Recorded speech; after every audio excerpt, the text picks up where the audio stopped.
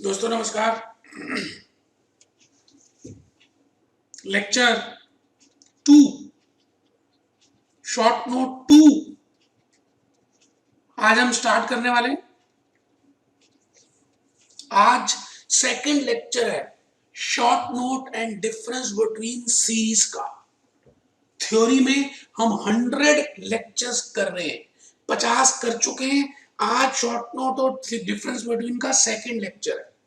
ठीक है जी, आइए मैं आपको थोड़ा सा बता दूं कि क्वेश्चन नंबर 2 मैंने लिखा है करेंसी डेरिवेटिव्स के ऊपर शॉर्ट नोट आया था।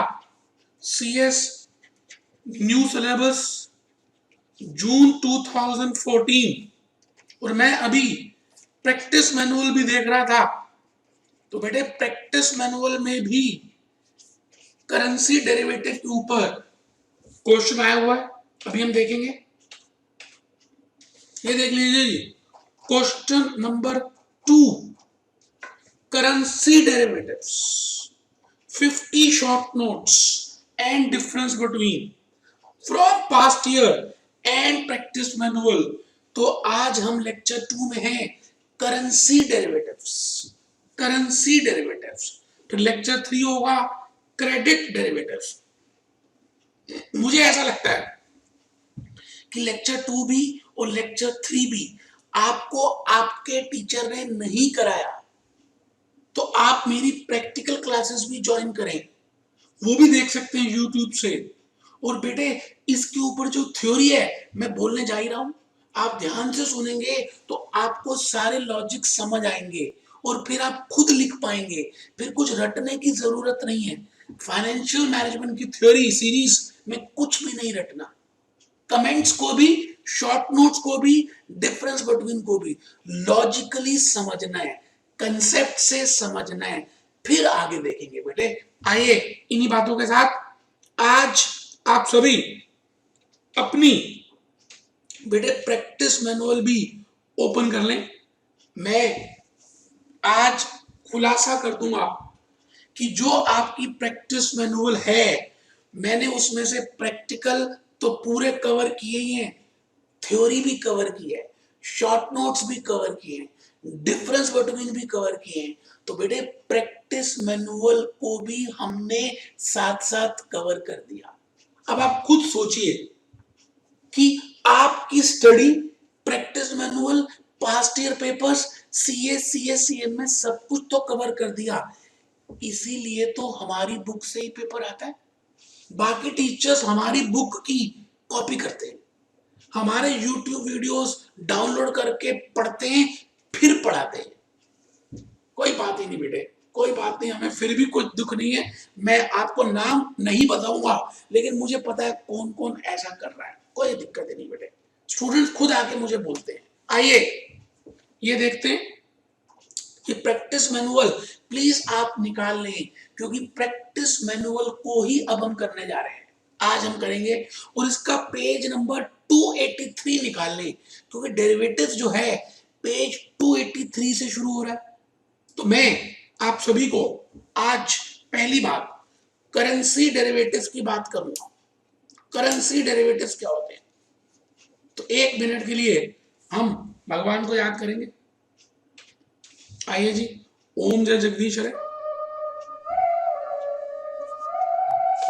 रजिस्टर भी ओपन कर लेना, आप सभी रजिस्टर ओपन कर लेना, कुछ लिखना है, कुछ लिखेंगे।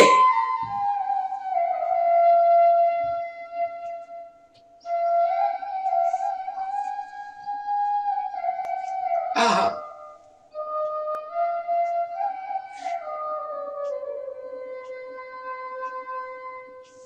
ओम जय जगदीश हरे।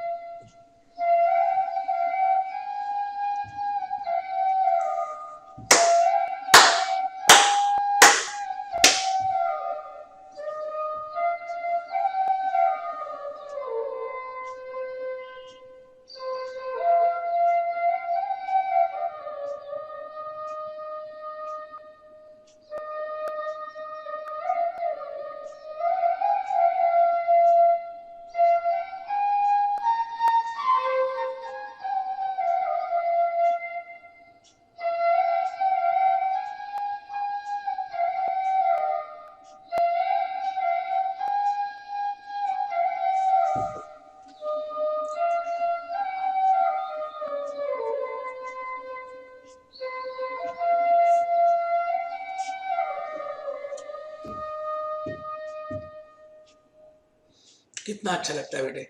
आइए हम इस भजन को, इस भगवान को याद करने के बाद हम थोड़ा सा आगे चलें। बेटे मैं करेंसी डेरिवेटिव से पहले आपको ये जरूर बताना चाहूंगा कि what is the meaning of derivatives, क्योंकि लेक्चर 2 में करेंसी डेरिवेटिव्स है, लेक्चर 3 में क्रेडिट डेरिवेटिव्स है। तो मैं लेक्चर 3 में फिर डेरिवेटिव की बातें नहीं करूंगा, सीधा क्रेडिट डेरिवेटिव्स की बातें करनी शुरू कर दूंगा। लेकिन यहां पर मैं ये बताना चाह रहा हूं डेरिवेटिव्स क्या होते हैं बेटे। डेरिवेटिव्स मैंने कहा कुछ भी नहीं है बेटे, एक कागज का टुकड़ा है, एक वायदा है बेटे, वायदा। जो वायदा किया निभाना पड़ेगा। सुना होगा आपने गाना, या रघुपति रीत सदा चली आए, प्राण जाए पर वचन न जाए। बेटे डेरिवेटिव्स और कुछ भी नहीं, एक इंस्ट्रूमेंट है आपके पास, एक एक एक इंस्ट्रूमेंट है, कागज का टुकड़ा है, जो इंस्ट्रूमेंट आपको हक देता है।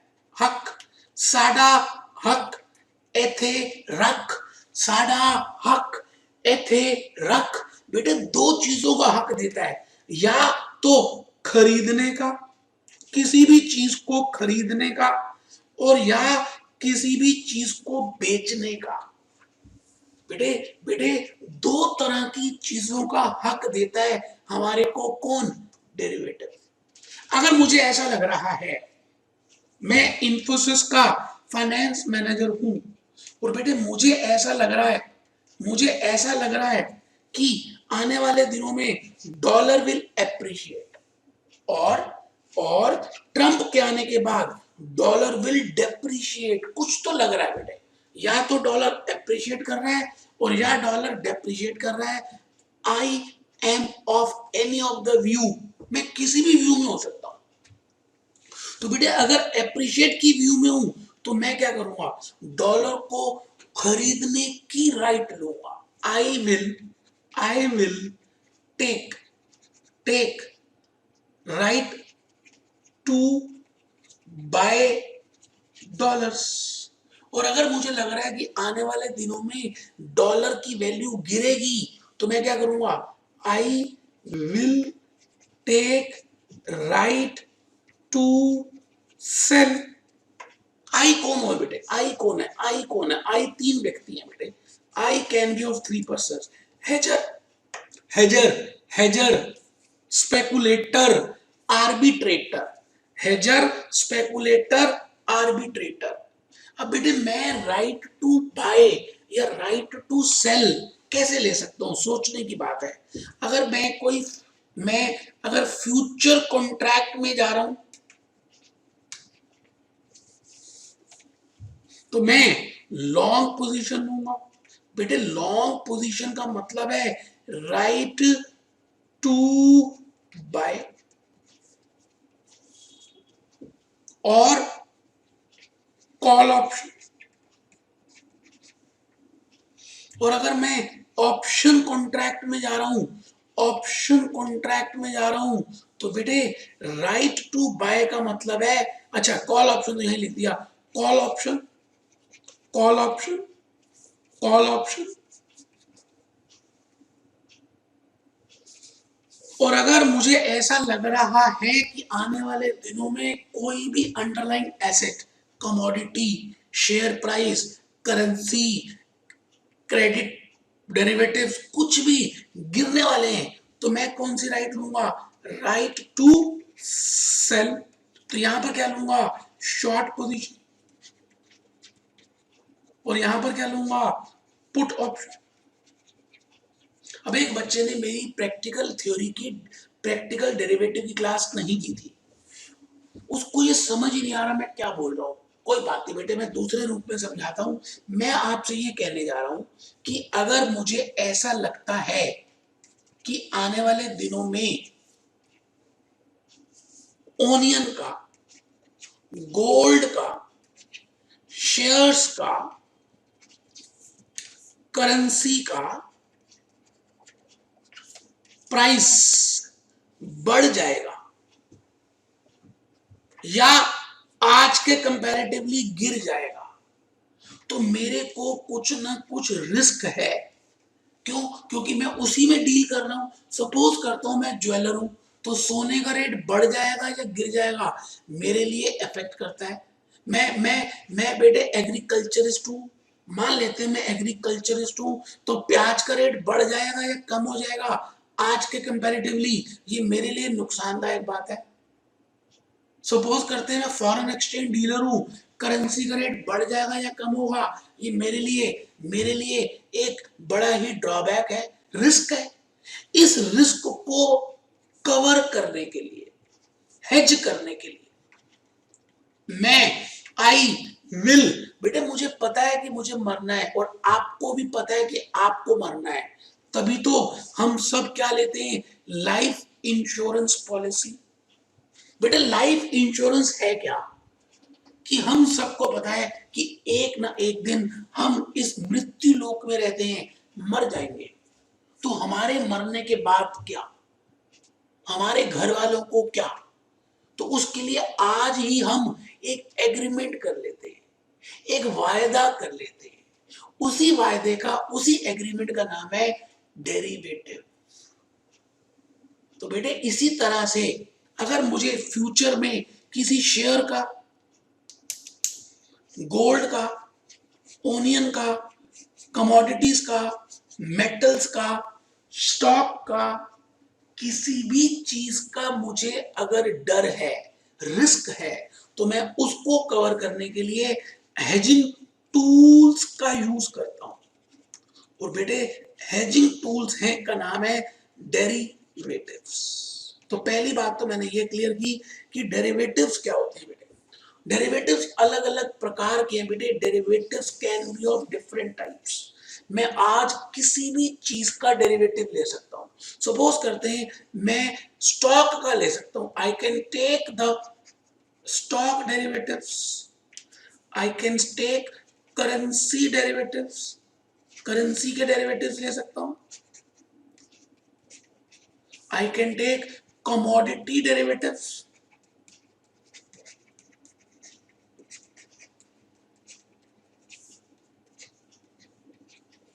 आई कैन टेक, बेटे मैं किसी भी चीज का डेरिवेटिव ले सकता हूं। इंटरेस्ट रेट डेरिवेटिव, मैं इंडेक्स डेरिवेटिव्स भी ले सकता हूं।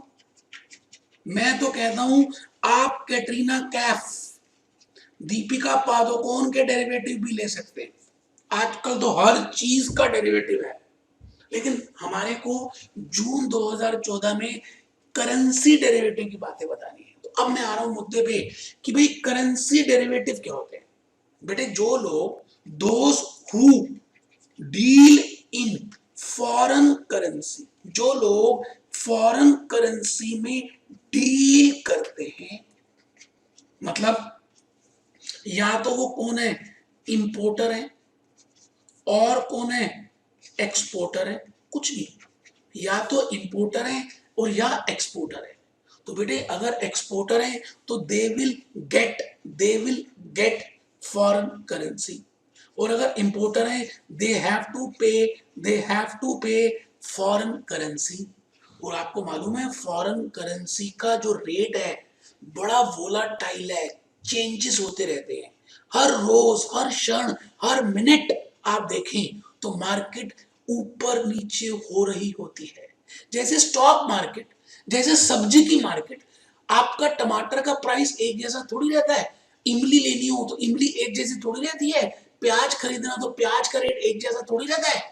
बेटे हर चीज बदल रही है, क्योंकि उसके ऊपर अलग अलग तरह के फैक्टर्स अफेक्ट कर रहे हैं। आपके मन के विचार भी तो बदल रहे हैं। तो इसी तरह से जो जो करेंसीज बड़ी ज्यादा ट्रेडेड होती हैं, जैसे यूएसडी, मैं कहता हूं यूएसडी का मतलब है डॉलर। डॉलर एक ऐसी करेंसी है, हम इसका नाम रखते हैं डार्लिंग करेंसी। मैंने नहीं रखा बेटे, ये फॉरेन एक्सचेंज की मार्केट में फेडाई ने, और मार्केट में इसको डार्लिंग करेंसी बोला जाता है। कुछ जगह चॉकलेट करेंसी भी बोलते हैं। क्यों? क्योंकि बेटे इस दुनिया में कहीं पे भी हम ट्रांजैक्शंस करते हैं ना, तो जनरली डॉलर्स में होती है। इवन इंडिया और पाकिस्तान भी आपस में ट्रेड कर रहे हैं, तो बेटे देते क्या है डॉलर, लेते क्या है dollar. Dollar is a world wide traded currency. तो डॉलर का जो रेट है बेटे ऊपर नीचे ऊपर नीचे ऊपर नीचे, क्यों? क्योंकि बेटे हर क्षण डिमांड और सप्लाई में बदलाव आ रहे हैं। जैसे कंपनी का शेयर प्राइस, जैसे इंसान का मन, जैसे आपके थॉट्स, जैसे प्याज का रेट, जैसे सोने का रेट, जैसे चांदी का रेट, जैसे तांबे का रेट, हर चीज बदलती जा रही है। अब जो चीज बदल रही है उसमें रिस्क है, तो उस रिस्क को कवर करने के लिए हम करेंसी डेरिवेटिव्स का प्रयोग करेंगे। करेंसी डेरिवेटिव्स में मैं कहता हूं हम 4-5 तरह के करेंसी डेरिवेटिव्स करेंगे। एक तो है currency forward contracts, currency forward contracts. एक है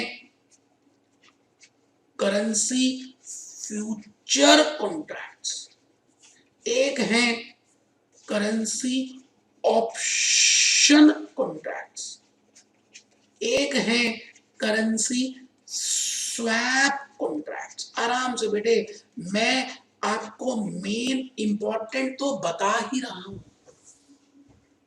इसका मतलब इन्फोसिस, विप्रो, टीसीएस, रिलायंस, जो भी एक्सपोर्टर या इंपोर्टर है उनको डॉलर में, पाउंड में, यूरो में, इटली लीरा में, जापानीज येन में, ऑस्ट्रेलियन डॉलर में, इंडियन रुपीस को छोड़कर अगर कोई दूसरी करेंसी आनी है तो उसके रिस्क को मैनेज करने के लिए जनरली कंपनीज इन 4-5 में से कोई भी एक करेंसी डेरिवेटिव लेती है। तो करेंसी फॉरवर्ड कॉन्ट्रैक्ट का मतलब क्या है कि अगर इन्फोसिस एचडीएफसी से एक कॉन्ट्रैक्ट एंटर कर ले that I will sell this much number of dollars at this rate on this date, तो बेटे डेट, रेट, क्वांटिटी आज ही इन्फोसिस और एचडीएफसी बेंगलोर ब्रांच सेट कर लेते हैं, तो इसका नाम है फॉरवर्ड कॉन्ट्रैक्ट।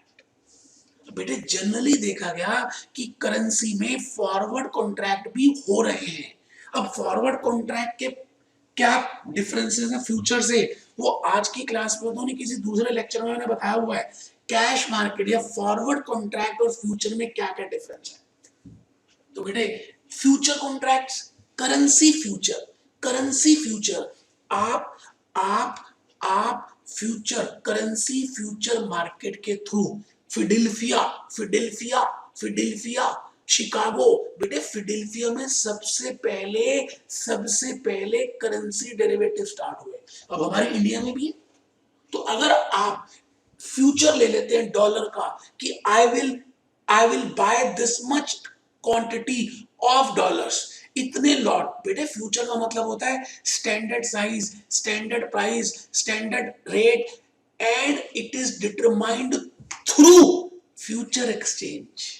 तो अगर आप फ्यूचर एक्सचेंज के थ्रू लॉन्ग पोजीशन लेते हैं या शॉर्ट लेते हैं अपने आप को हेज करने के लिए या स्पेकुलेट करने के लिए या आर्बिट्रेज करने के लिए, तो बेटे इन चीजों को हम कहते हैं कि आपने करेंसी फ्यूचर्स लिए।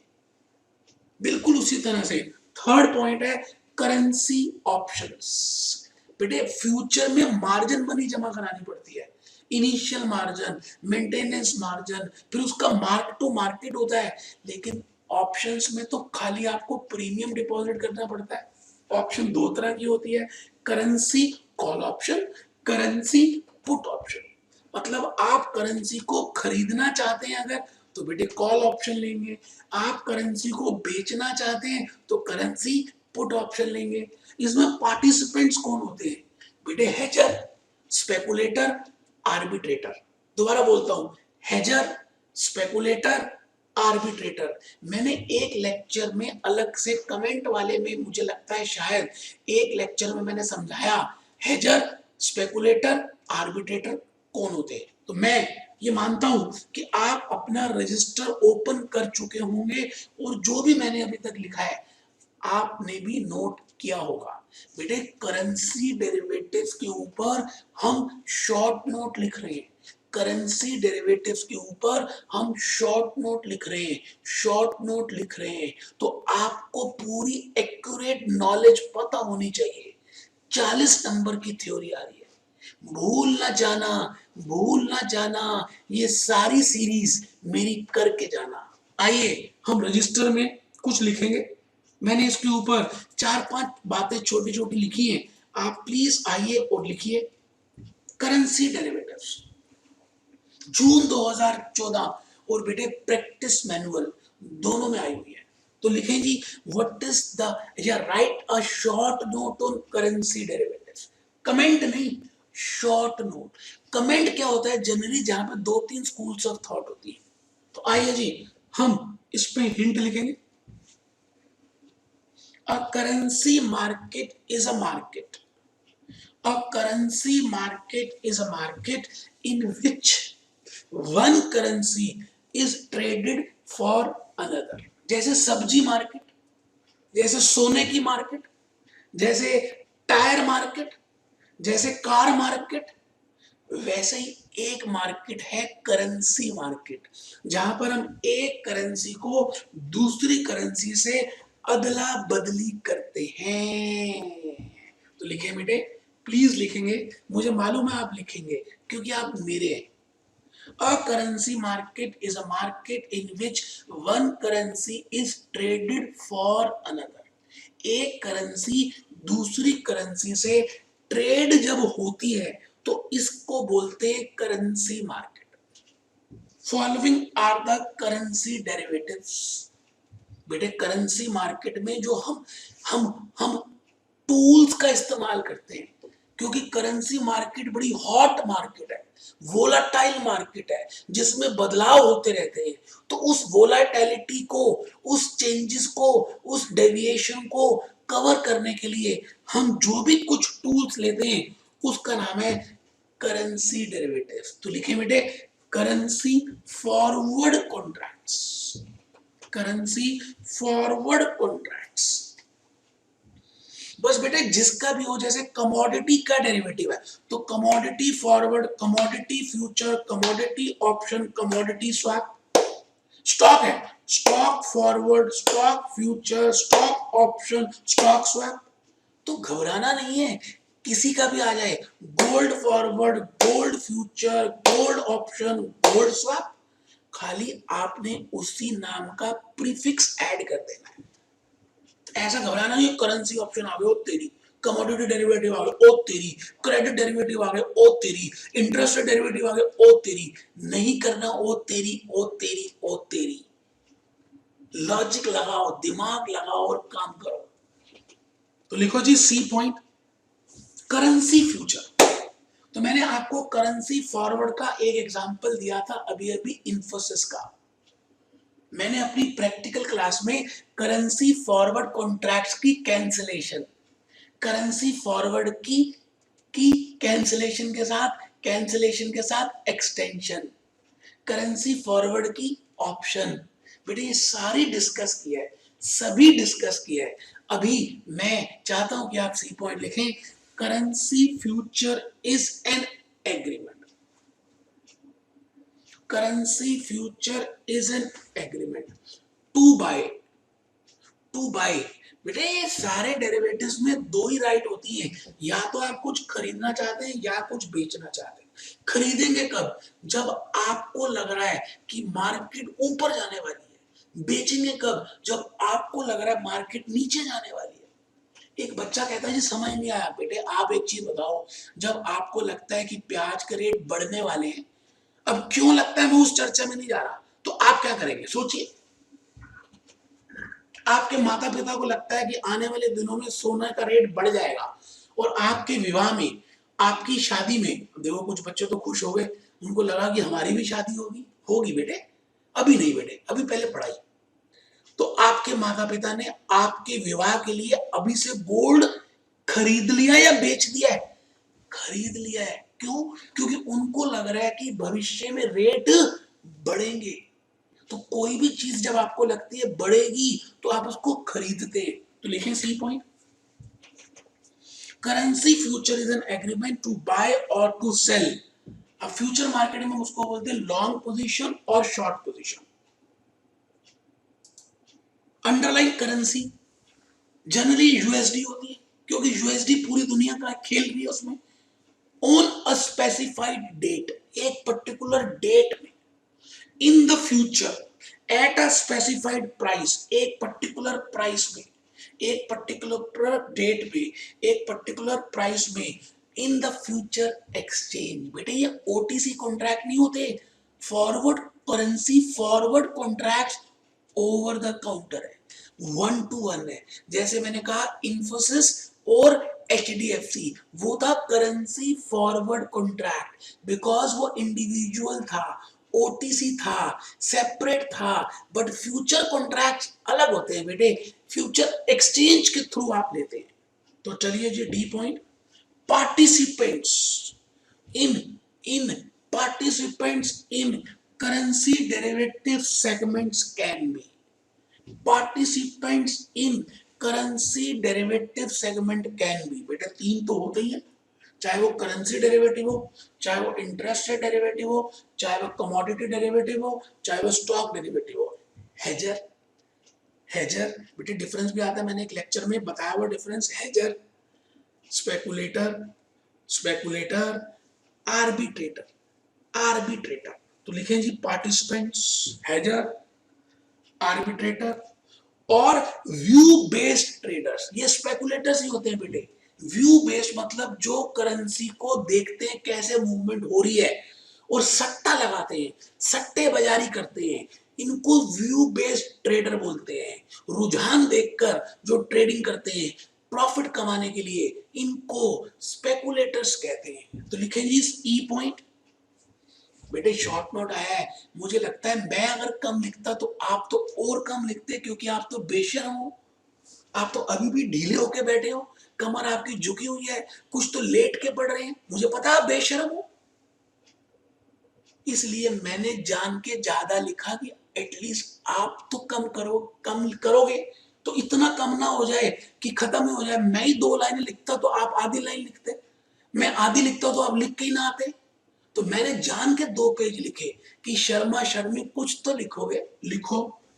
Currency options are the contracts that give either the right to buy और राइट टू सेल, या तो खरीदने के और या बेचने के राइट देते हैं, of one currency with another, of one currency with another at a specified price and at a specified date, at a specified price at a specified date। features of, features of, features of currency option contracts, features of currency option contracts। Maturity can not exceed 12 months. इसका मतलब आपकी जो expiry period है maximum 12 महीने ही हो सकता है। ठीक है जी।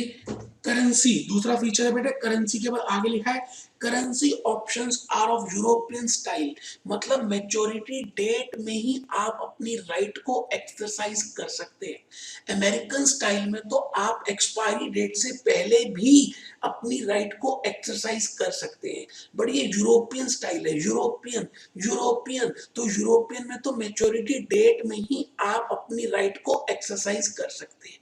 Next feature, size of one currency option contract is $1,000.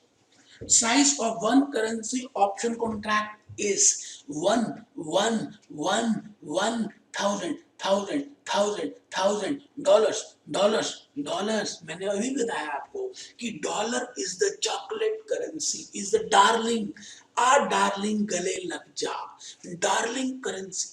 बेटे बड़ी स्ट्रॉन्गर करेंसी है बेटे, कभी इतने ज्यादा चेंजेस नहीं आते इसमें, इसलिए ये अप्रिशिएट ही करती है।